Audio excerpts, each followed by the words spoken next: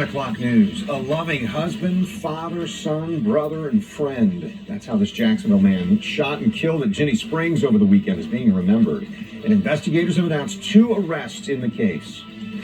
We was able to arrest this gentleman, Fisher Dalton Watts, 18 years old, date of birth 4/12/2006, out of St. Mary's, Georgia.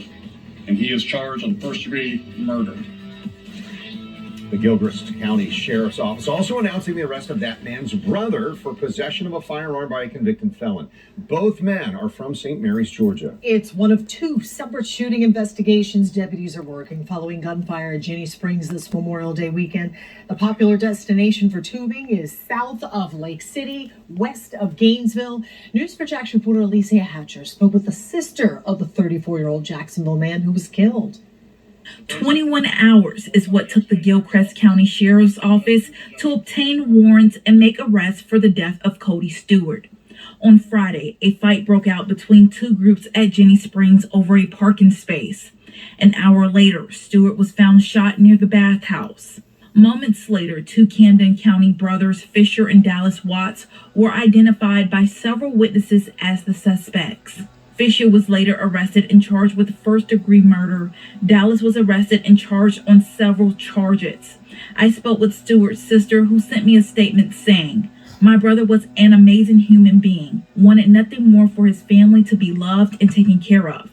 His main purpose in life was to take care of his loved ones around him. He was the best son, father, husband, brother, and friend. This death has impacted our family in a way I never thought could happen. Cody didn't deserve this. He worked every day and went home to his wife and kids." The next evening, a second shooting took place. People like Samantha Hoffman were among the 20 to 30,000 people out at the Springs. It was probably 11 or 12 around there.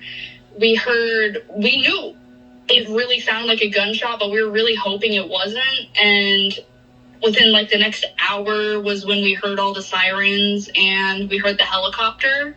Hoffman says the next day they were forced to leave the park, which took about 2 hours to do so because officers were checking everyone's trunk for the suspects.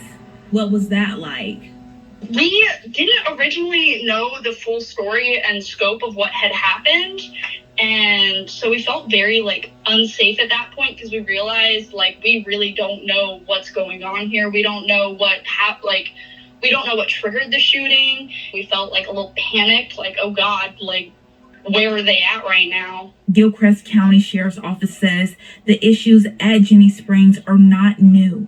We've been dealing with an escalation of problems at that location for years. It has culminated with this weekend in 2 separate tragic events.